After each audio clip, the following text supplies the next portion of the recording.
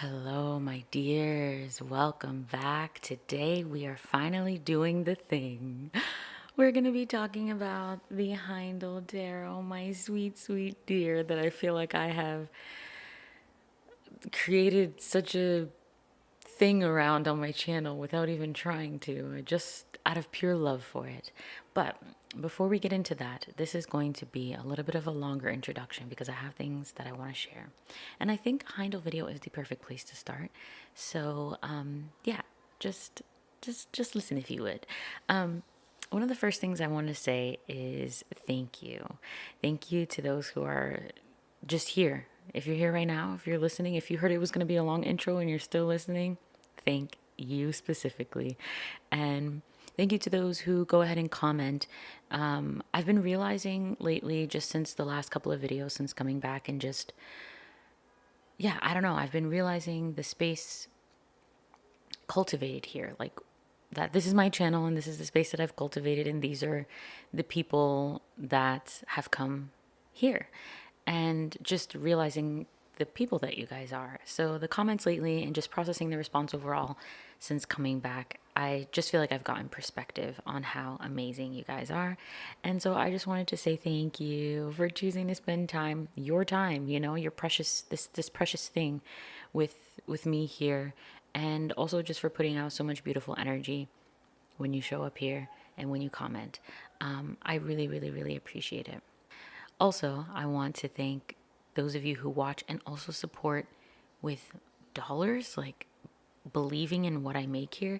Like whether it's, tips for my Word of the Year guide, tips for Thoughttober, or just buying my deck. I so appreciate the fact that you believe in what I make and that you take the time to spend time with it and to use your hard-earned resources and on what I've created. So that for me just, I don't know, it blows my mind truly.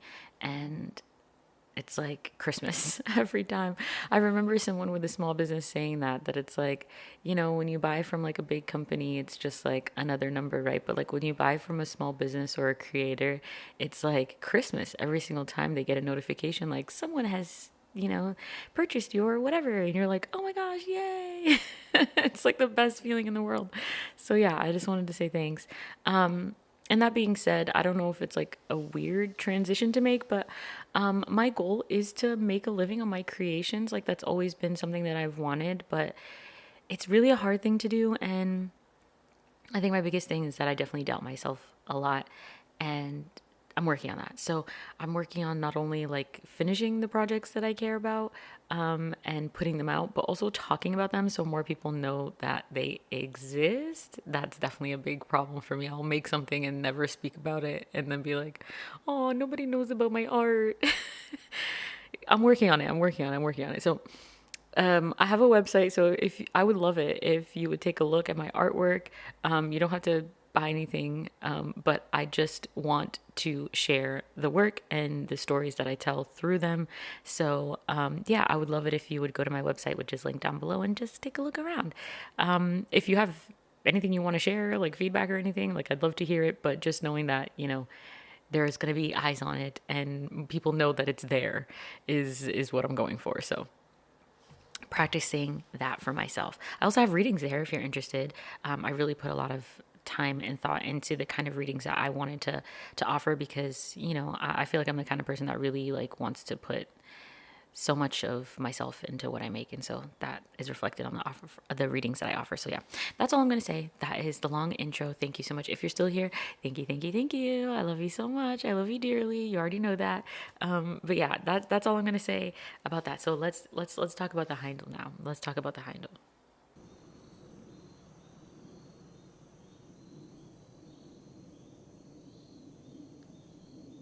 So, I have talked about this deck so much in such a short time. My channel is only 2 years old, but I have not like like for channels that have been up for 2 years, I don't post as much as maybe others might, because I have my seasons and periods and transitions and things like that, and just life, right? But I've gotten more than a couple comments saying that I've inspired folks to get this deck and connect with it, and which is just wild to me. Oh, also, this is a side thing that I forgot to say in the intro. Some of you guys have recently said that my voice is so relaxing. Thank you so much for saying that. That actually warms my heart too, because I will honestly be editing my videos and I will start to fall asleep.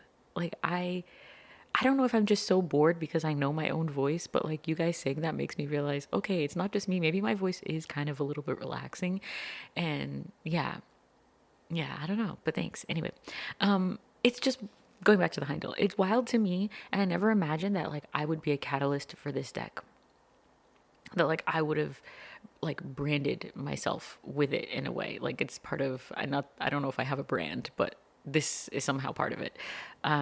It's wild to me, but it's also funny because someone else's video inspired me to buy the Heindl, which yeah, I literally fell in love through the video. So I guess I'm just continuing the tradition of inspiring people to buy the Heindl through just sheer love and appreciation for the deck on a video. I'm going to link the video below. I've talked about it before, and I feel like I'll always be talking about it because it was just so good. And it's something that I feel like was just done so perfectly. I don't think I could ever do it. So yeah, it's Prism and Company, and their video is just so good. But yeah, definitely check out their video, and as well as their other videos. I really like the way that they break down artwork and symbolism in the decks that they talk about on their channel. One of the earliest videos on their channel right now is like, I think it's like 5 decks I couldn't live without. I really loved that video, and I was tempted to almost use that format to make this video, but I had already had an idea in mind, and I kind of wanted to go about it the way that I had thought. So I highly recommend their video and their channel. So yeah, but there's one more important, amazing comment and email that I got that I wanted to share with you. And I'll talk more about it in future videos. But there's someone called Ripplewood who reached out to me months ago to share with me that I had inspired them to get the Haindl Tarot, and they created this study guide, which I'm going to show here on the screen, and I'm going to link it down below. Like I said, I'm going to talk about it in future videos, but I couldn't even start this video without even just mentioning it. They went down this huge rabbit hole and created this like 1 card per card that shows all of the associations with each card in the Haindl Tarot. Like it's freaking incredible. And yeah, I just wanted to share that with you because they shared it with me, and I was just blown away because, once again, something that I could never do. I do not have the stamina for this kind of project. Thankfully, there are people like this that will do amazing things. So thank you so much for sending it to me, for sharing it with me. And I'm so happy to share it with you guys. I hope you guys check it out. But now on to, after almost 10 minutes, talking about what I have in store for you today. So the thing that I wanted to share with you today is my likes and dislikes in this deck that I call one of my favorites, one of my top decks of all time. And it's kind of, I don't know if it's controversial, but I feel like it's super controversial what I'm going to be sharing today. But that's just my opinion, you know. It changes, right? So yeah, let's get into it. These are stacks of decks based on my likes and dislikes. So this first stack here is going to be cards. Well, these 2 stacks are going to be cards that I love, that I really like. When I think of them off the top of my head, these are the cards I love from the Haindl. And then we're going to talk about cards I don't like, cards that kind of surprised me a little bit, that had like some extra meaning and extra intrigue when I was going through the deck to pick these cards out. And then cards that I'm iffy about, that I'm like, I kind of like them, I kind of hate them. Yeah. And we'll get to what I mean by dislike and what I mean by like. So first of all, we have the aces. Okay. I'm going to take these stacks out actually. So we're going to start with the aces. The aces are just easy for me to say. I love these 4 cards. These are my favorite aces of all time. I know that I'm Prism and Company. They also said that like this is their favorite ace of all time in any deck, and I'm just like, I feel you. I feel you so deeply. Something, oh my God, like this, I have not scripted what I'm gonna say for these, so I'm sorry if I'm not as articulate as I could be, but I just want to share my passion with this deck, and I plan to make more videos, so this is just one of more videos to come. So yeah, don't worry about that. As far as, this is not going to be the only one. But yeah, I would say my favorite of these is the Ace of Stones. I remember when I read through the guidebook and the way that it talks about how the eagle is like this spiritual. Do you hear those blue jays in the background? They be going so ham. They're so loud. I love you guys. You're gorgeous. But wow, they make so much noise. Anyways, that's okay. That's what they do, and I love them for it. They are themselves. But yeah, that this eagle is just like it's such a spiritual. I can't think of the word, not totem, which it is, but that's not the word that I want to say. But let me just look at it. The eagle, the spirit, comes down to the rock.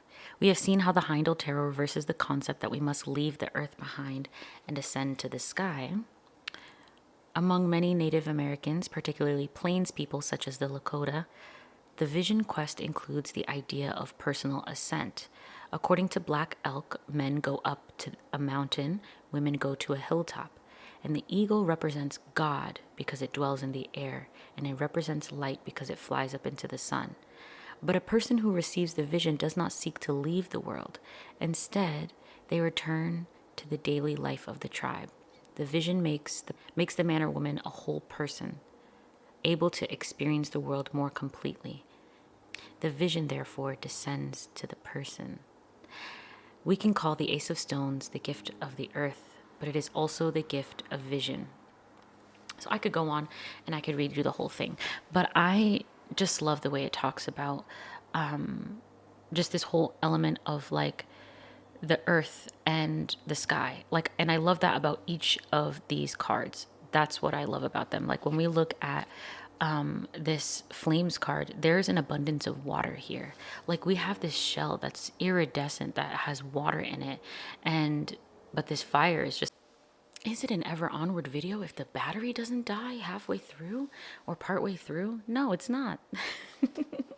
So yeah, I just love how the water for me, like obviously the red is so obvious, but I see that water and it's inescapable for me. And it's the same thing with this eagle, inescapable with the rainbow. When we're looking at Earth in this huge stone, usually you're not trying to think about the sky, but there's such a unity that it runs across this deck that I really love.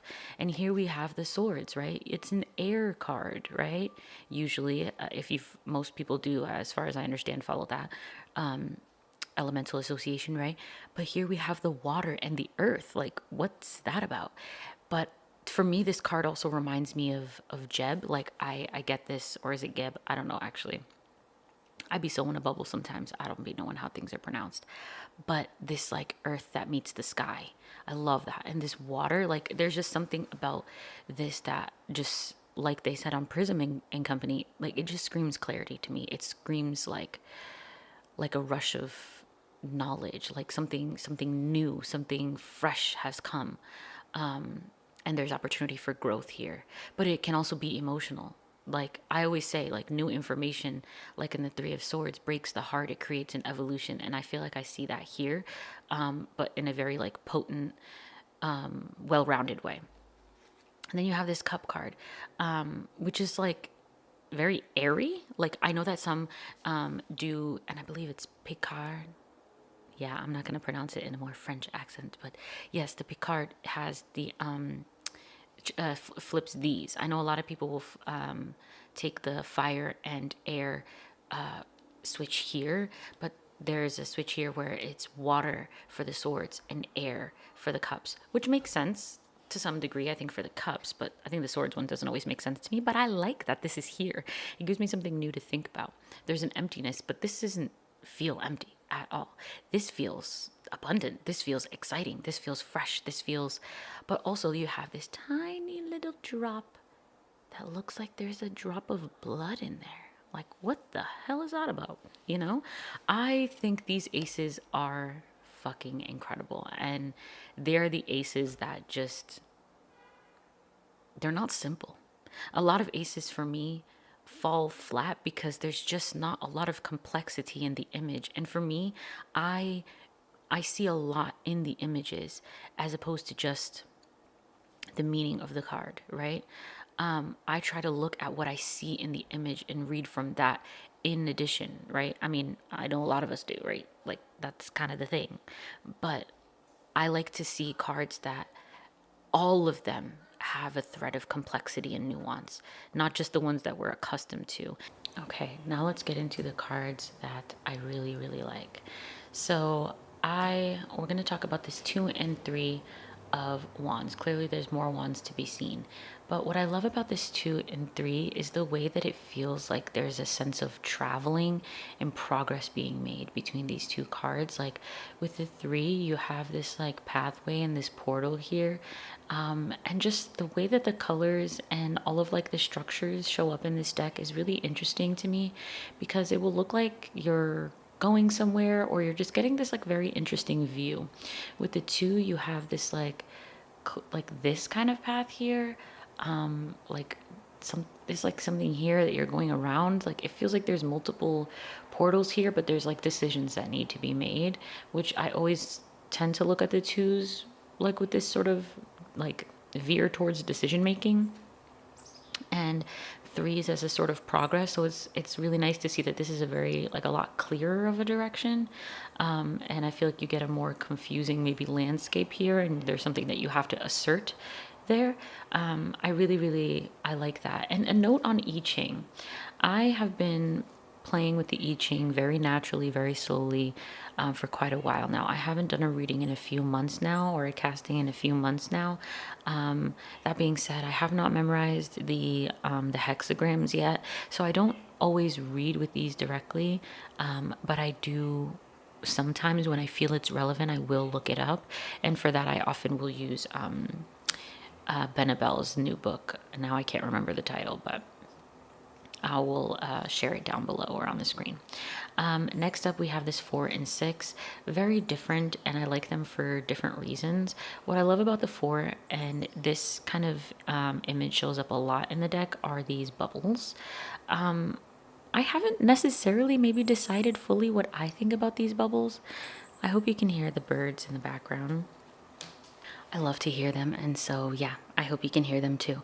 But yeah, I love the bubbles. Like I said, I haven't fully decided what I feel about them.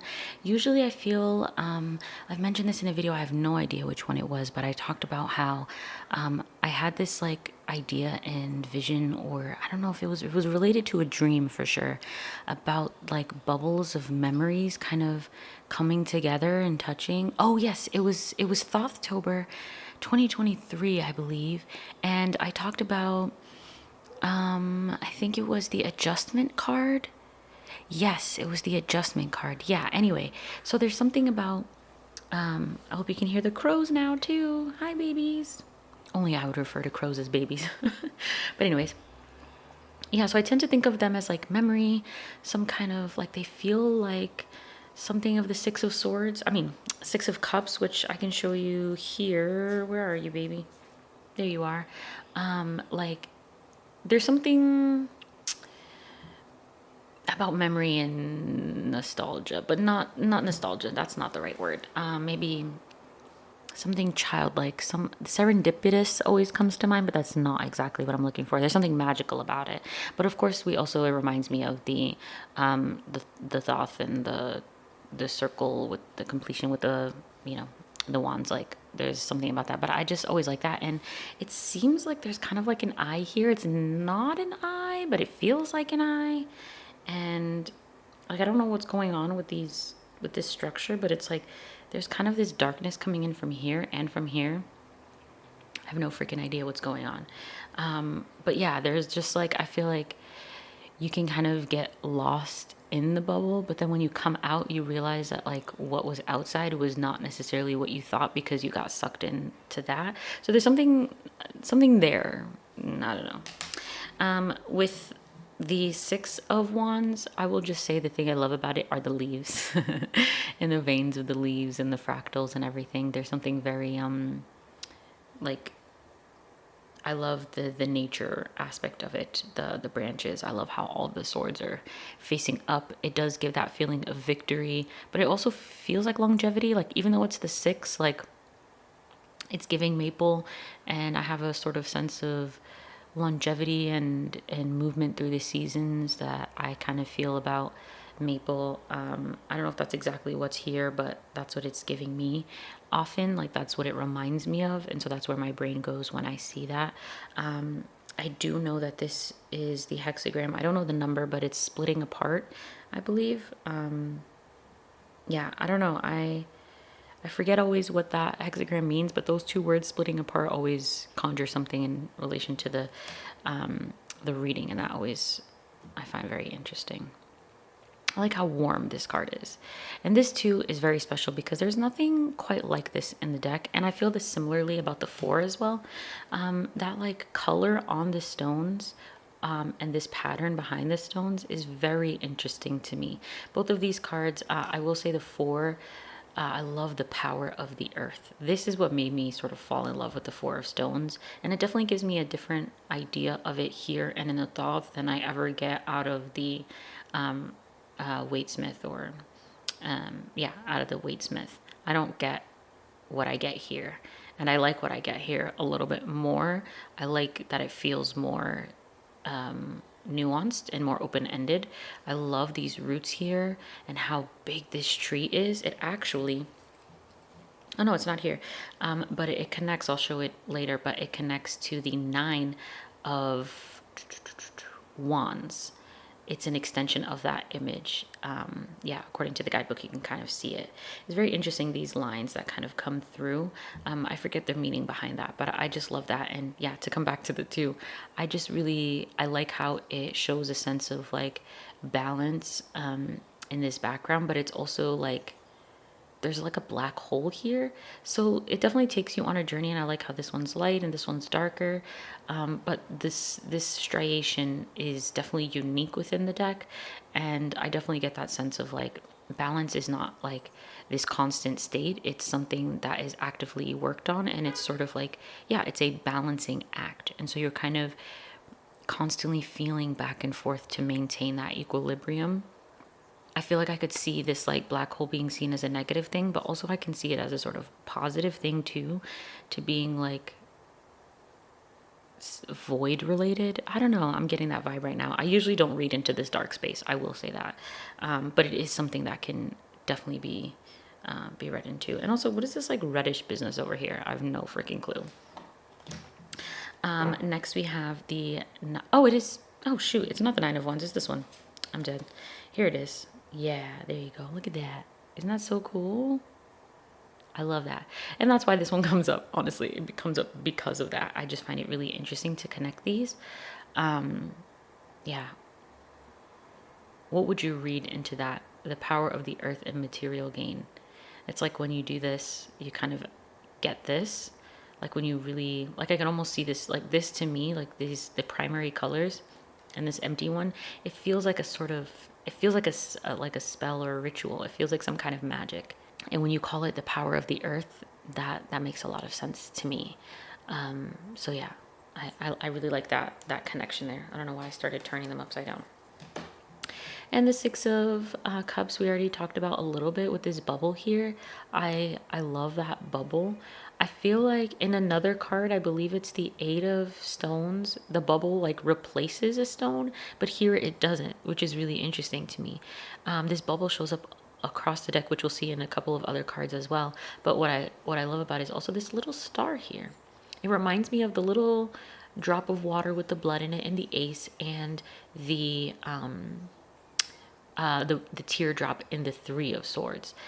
There's something about that is really interesting to me. Like we usually don't see across this deck like very like clear shapes other than this bubble and like this little star here. Like we don't get just like overt geometric shapes. Like most things in the background other than the pips are very abstract. So I find that very interesting, and I don't remember what it means, to be honest with you.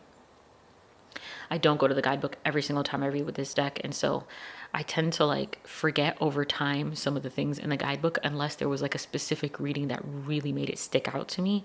So yeah, I think that's an interesting part of this deck, is that I can really love these cards and find these interesting nuances, not exactly remember what they are, still find meaning with them within a reading, but over time get more familiar and add those context layers through readings and through rereading the guidebook. So yeah. And of course, what can I say? This is the card of the deck for me. Whenever I'm this deck in particular, so I also have my trimmed mass market version that you can just get right now, like easily available. I'm not gonna lie, this be looking real garish lately. Like when I look at this deck and then I look at this one, I'd be like, yeah, them cards is so like unrefined. I feel so snobbish when I pull this deck out. I wanted to find Osiris so I could show the comparison, but I don't know if I'll be able to find. Here we are. Yeah, like just by comparison, it's just so ugh. So I feel like, I don't want to say that, that's so mean, but yeah, it's like the difference is just so dramatic lately. But anyways, I pull that out to say that like I tend to use this bordered one with like the better artwork, the older printing, to communicate with Osiris and the other deities within, mostly in the sword suit. But any of them, whenever they come out here, I tend to view them as direct communication from those deities in regards to my question or in regards to the feeling that I'm experiencing. I see them as showing up as, as a guide, as a guardian, as a speaker. With the other deck, not so much. Jeez Louise, I don't do that as much, but I will be influenced in a similar way if it comes up, but more so here. Like when I'm reading with this deck and I'm like, well, what should I do in this situation? Or like, what are some things that I need to consider? Or how should I go about, improving XYZ? Or what am I not seeing about the situation? Or what support can you give me at this time? And this will come out and I'll be like, I just want to hug it. I literally will be like, thank you so much. It's like, I'm with you. Okay, let's solve this together. There's something that I have particularly to teach you. But so whenever he shows up, I'm just like, my day is made. Like, it's the best. But I love this card. And yeah, I could say so much more. I love how he glows. I love the eyes. I love everything about it. But I always say my favorite Kali depiction is this, like whenever, like out of the decks that I have the Goddess Oracle. I have like a mini of the Kali by Alana Fairchild that I got secondhand on Etsy. I forget what else I have. The Dark Goddess Tarot, which I believe Kali is in there as well. I don't actually remember. I haven't worked with that deck in so long. But this is my favorite one. This one just feels like if I could get a copy, oh my God, if I could get a copy of this like bigger, I absolutely would. And honestly, maybe I'd be tempted to like scan it and print it myself, just from like, I don't know, Walgreens or something, or I don't know, but I'd just be tempted to do it because I just want it on my wall. It's so freaking beautiful. Like, it's amazing. This, I don't even know what to say. Like, you definitely, is this bad for the algorithm? But I love it. And I actually did use this on a full moon reading last month as I did like a reading / ritual situation with this, the Empress, Newt, and I honestly can't remember this in this moment. I would have to go back and check, but and it was really amazing. So I really thank her for showing up and being willing to be part of that experience with me. And I also love the Spider Woman. I feel like this card will come up often for me. Well, maybe often is a strong word, but it'll come up for me in very quiet moments. And I love the labyrinth. I just really like this image. I find it to be very thoughtful, analytical, clarifying. Yeah, I usually get like it's very wise to me. I get a lot of like grounded, quiet but strong wisdom, and I think the image is just very striking without being as like detailed and not overwhelming, but this is very like powerful, strong, empowering, like death, life, rebirth, this whole thing. Like it's very multifaceted, and this card for me feels like as a different mother in the deck gives me a more it contains that, but in a very like I don't know what the word is, calm, clear, and directed manner. I don't know. But speaking of these shapes here, now we're into the majors, right? So those are my favorite of the suits, the courts so far. I'm gonna go through the majors pretty quickly because I feel like we'll talk more about them in other videos. But I love this wheel card. I love how many details are here, like the amount of faces, animals, hands, like this face down here. I always love to see, like when I'm here, when I get the card and I start reading with it and then I find this face and then it turns my reading around again, which is really interesting because it's the wheel. I just love how much is here. Like it's amazing. Like there's a unicorn here. There's so much emotion. There's like this hand at the center and then this blue coming all the way down to this face here. It's like, my goodness. I don't know. Like this deck I don't like how, you know what I mean? I don't think I could ever make a deck this incredible. I love this star card, and it's one of the star cards that just touches my heart and gets me emotional every time, because this idea of hair, one of my favorite poets is Lee Young Lee, and I just love poetry about hair. There's something about hair that is there's a lot of metaphor and experience, and hair is just such a reflection of the self in a lot of ways. It's something that is celebrated, denigrated, judged, that is so related to identity, to culture, ancestry. Like there's so much wrapped up in hair. And when you look at the Tower card and this card coming after, which is, like I always say, is the star is one of the cards that for me is so related to the previous card. When I look at this and I see this like washing your hair and this like little waterfall, is just like, for me, it's the ultimate form of like healing through grief. And it brings in so many layers when I see the hair. Like I feel like there's something so refreshing.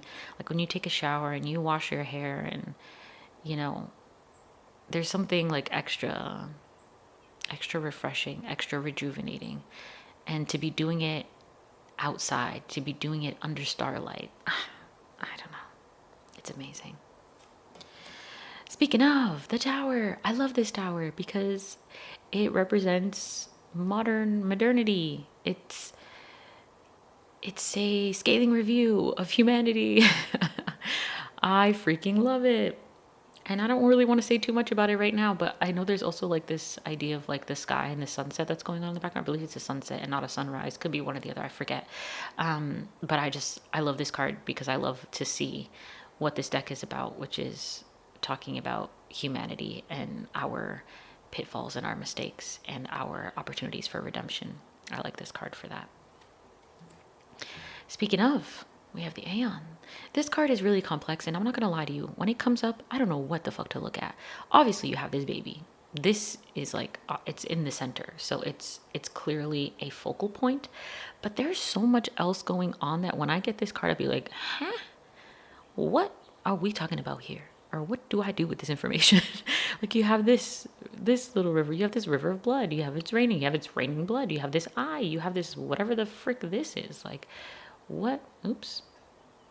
What's going on here? You know? And if it comes reversed, you can actually see the baby more clearly. And then this takes on a new form. Like this, it really starts to look like a body of water.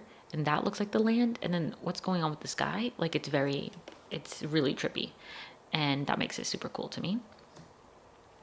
And of course the Chariot. I remember when I did my video on like reading with this deck when it was getting really negative, and this card came up and it was like, I'm just being me, yo. I'm being very complicated, very powerful, very scary, very cool. I'm just doing me. And this is, you know, Herman Heindl's card. It's the Hailstone, the Hagal, like this is the deck. This is it. And this card is the Chariot card, I will say, has always been a very difficult card for me. As far as like reading with it, like I say, like this Aeon here is difficult in this deck. It's not always difficult, but I feel like the Chariot across like all the decks, I'd be like, huh? You know, it always takes me an extra second to really process what I'm getting from it. And this card I feel like is no different, but over time it's just become more clear. I don't know if clear is the word, but it's just become more comprehensible to me. But I love this beast in the background. I love this person. Like I always say, it reminds me of Noah's Ark. But yeah, it's a lot about fear, about will, and movement, and the self. Like that. The portrayals in this deck just have so much power behind them. That's what I mean. And like, look at this. This light is, they call it blinding. That's like a word, but I'm trying to think of a different one, a better one. It's unmistakable. It takes your attention. It demands it. But like the wheel, what I love about this card is all of the faces and eyes, the birds. Like you have these faces that like you wouldn't necessarily see, but they just like come out of nowhere. You have these open wings and these open arms. Like that stance to me, similar to the Chariot, like it's like here you almost have like surrender, and here you have this is surrender too, but it's a different, it's the kind of surrender that's like it's like even more dissolution and praise to me, whereas this is like surrender and allowing. I don't know. I this Hermit card always makes me slow down. It makes me pull out my Remembering the Sweet Fool because it's so related to birds for me. These wings, there's just such a clarity and power, and yeah, I love that. And similarly, more eyes, more like this, not necessarily an eye, but definitely an eye. Oh, I didn't cover her. Jeez. Yeah, next we have her, and I did cover her. Let's see if I can. So in both of these, we have the snake, we have the feminine, we have different stances, both very powerful. I love the water here in both of these cards. I love the snake wrapped around the woman, and I love that it's used as a source of power, which it has always been, right? Here, I believe this is meant to be like a shaman doing a ritual under the waning moon, which I really love. And I love her stance. Like, I love how grounded she is, how grounded and in control there is, but it's a very like intentional, purposeful, spiritual, like, yeah, purposeful, I feel like is the right word. Like there's purpose behind what's being done. It's not aggressive, it's assertive, it's fully in strength, obviously. And then with this Empress, I feel like there's just it reminds me of the Hermit. It reminds me of a sense of clarity, and again we have this almost related to the Hailstone, the Hagal rune, and I don't know if that's actually the intention, I forget, but I love this doorway here, the moon that's under her feet. Like there's so much to read into. It's like almost overwhelming, and that's what I get from these major cards. They're very complex. There's so much to read into, and that's why this deck is such a slow burn, is because with these cards in this deck, like it's so hard to be so straightforward. But let's get into cards I don't like, and I will try not to be as slow. But when I say I don't like, I mean it's not my favorite, and it's maybe not what I would have wanted to see on the card, but there's always so much purpose. Like this touching of the wound on the swan is very cool. This, like, the bells is also very cool, but like I said, it's just not, it's card when I get it, I'd be like, Okay. Yeah, and it's like a very close-up face, and it's the only like there's something very different and weird and interesting about this card, and it's the fool of all cards. Like, it feels blasphemous not to like it, but there's another card in here that feels even more blasphemous, so we'll get to that. The moon. This is meant to be a unicorn. I've never seen a unicorn look like this, but I'm not very educated on unicorns, you know? But for me, I'm looking at this like, I don't like that. That's not cute. Not that it's supposed to be cute. It's the moon card after all, but I don't like it. I wish it looked different. But you know, it is what it is. I'm being honest. That's how I feel. I sadly feel similarly about the sun card. I remember in Prism and Company, they talk about how, like, it's a sun card. It actually shows the sun, not like a baby or whatever the case may be. And it's like illuminating this whole landscape. It's so bright. It's, you know, and this flower. It's really interesting. You would think, I love flowers. Like, that's what I'm all about. It's like, I always say, like, it's like my religion. I love flowers, but they don't always do it for me. I don't know. I wish I could love it, but it just doesn't always do it for me. Maybe I would have wanted to see a different flower, or I don't know. Gosh, I feel so picky. This is similar to the moon card. Yeah. I don't like this face. I don't want to see it. I don't like it. Oh my goodness. Give me some good thoughts on these cards. Help me change my mind. I don't know. I don't like them. See, I have less to say because I'm just like, oh, look how cool this is. And I'm like, yeah, no, I don't. When I see this, I'd be so upset. I don't want to. Similar to this. I don't like to see these little crates getting creatures. I was going to say critters and creatures getting. Bleh, I don't like it. And I don't like this either. I don't want to see these going through the cow. I don't like it. And this like looks like blood up there. I'm not a fan. This is not the worst one. This is maybe the least worst one of the ones that I dislike. And then the you know, the sun is not too bad either, but like these creatures, no. I want to be less upset, but no. Okay, so these are the cards that I would have not thought of these if you would have said, what are your favorite cards? But when I was going through the deck to pick out those other ones, these ones were just something really cool about them that I feel like I had never appreciated. I don't get these cards very much. At least not, specifically not this two. I don't get this two very much, but this little moon right here really caught my attention, and this like little path back here, and this looks like almost like a cave on a cliff, or like on a cliffside. And then you have this like whatever this is on the side that's like obstructing part of the view. There's like depth to this image, and I feel like, and it feels like these are like trees in the background, like snowy trees, and this like snowy landscape, like glacier maybe. I don't know. And then you, like I said, you have this like little view back there that looks like a landscape in the distance. I never saw it. I never realized it. I never appreciated it.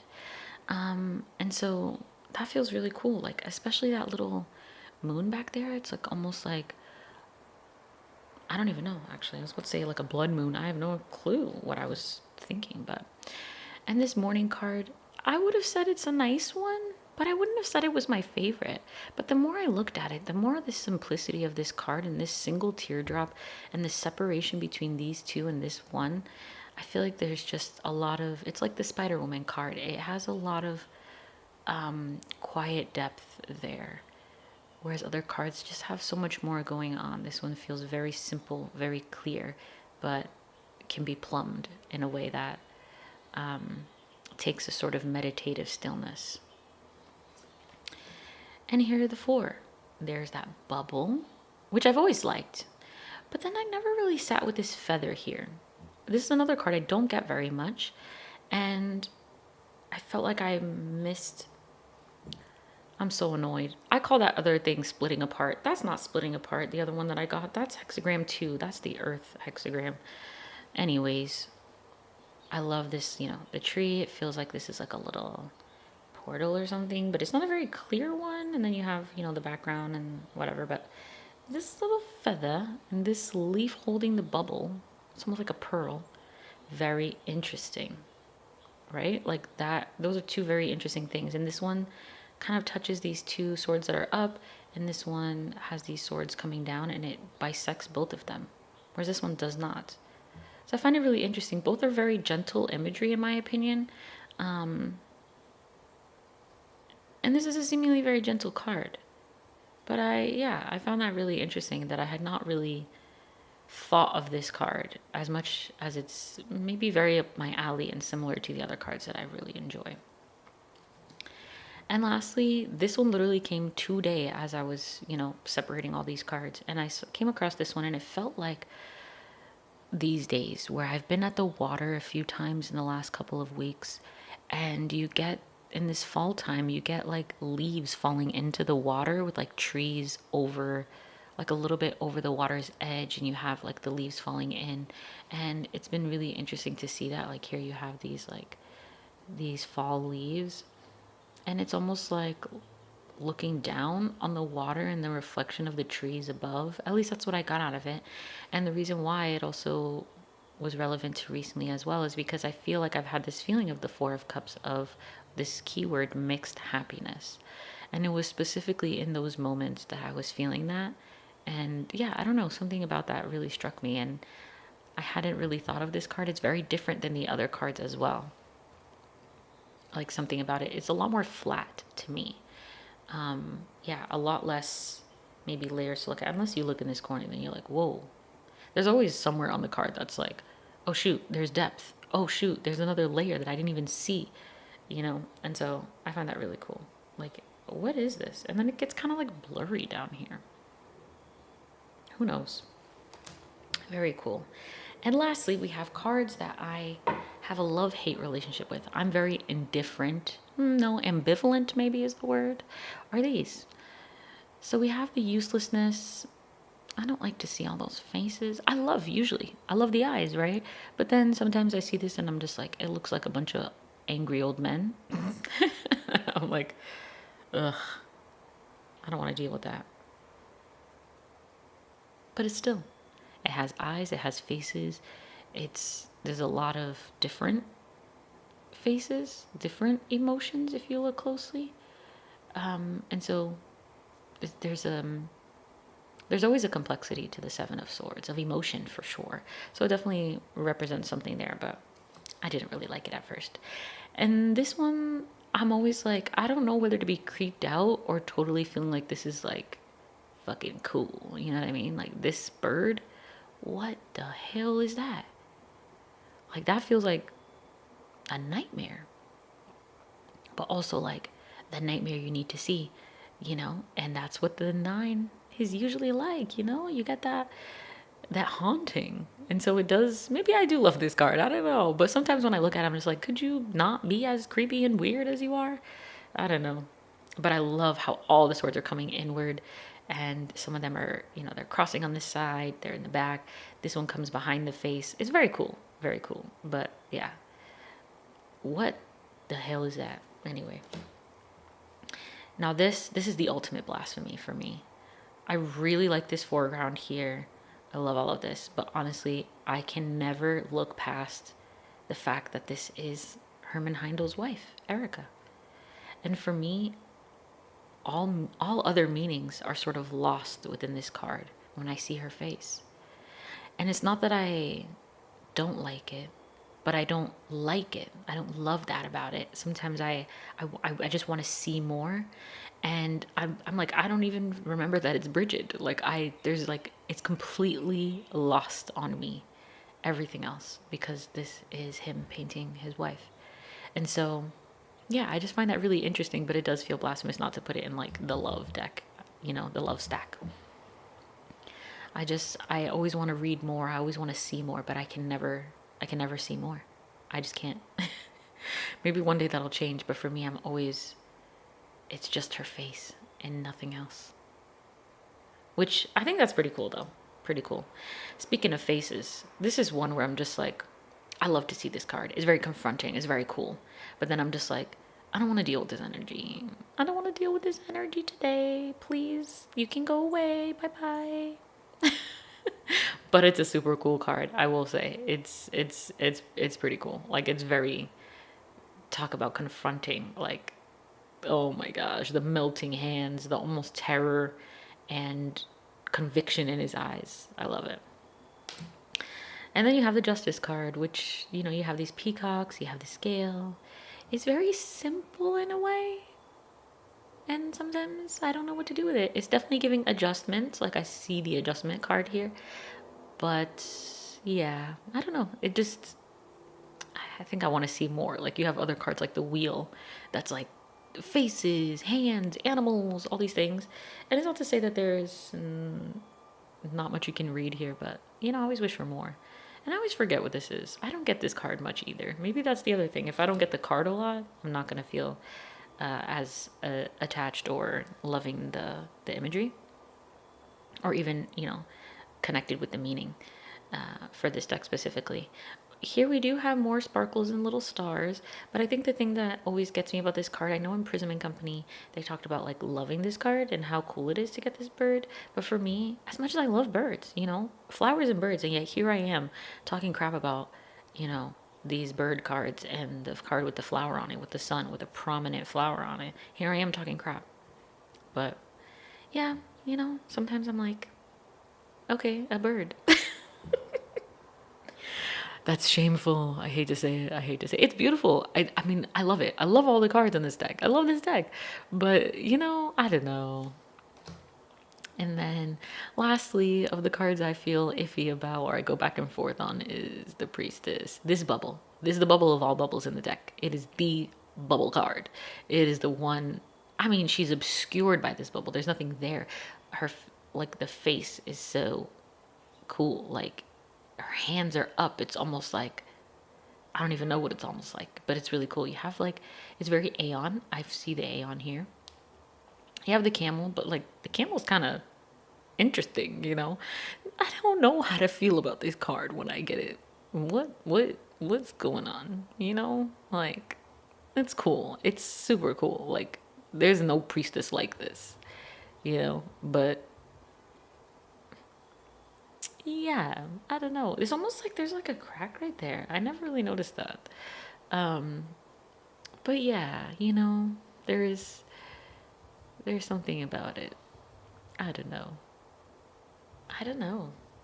So yeah, that's my cards that I love, hate, and don't know, and new cards that I'm, discovering too. I feel like I've gone long enough. This video has been so much longer than I expected. I never thought that I would talk this long about likes and dislikes, but partly owing to the long intro as well. But if you're still here, would you please leave an eye emoji in the comments so that I know you have taken this journey with me and you are seeing the Haindl the way I see it. And that we've embarked on this Haindl journey together. I am gonna pull one card to take us out. And I'm gonna shuffle it. The entire deck. So this is all the cards we talked about, and these are the cards we missed. So half the deck, I think that's a pretty decent video to talk about half the entire tarot deck of cards, especially a deck that I love so dearly. Yeah. Not too bad, right? Could be worse. I don't usually riffle, but I'm gonna do it. Because... oh. A farewell card from our dear Haindl.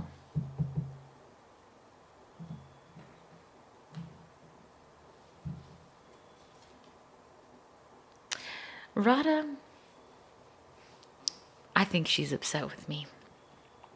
She's a little bit feeling slighted, I'm not gonna lie, because she often comes up in readings. I will say the Wands court cards come up for me a lot more than some of the others, and yet I have not given them the time of day in this deck. So you know what? I think I'm gonna talk about the court cards in more depth next video on the Haindl. Maybe not. If there's something else that excites me more, maybe I'll do that. But maybe that's what she's telling me. So maybe this is an exhortation and I should follow it. But I do feel as though I I don't give them enough credit. I don't.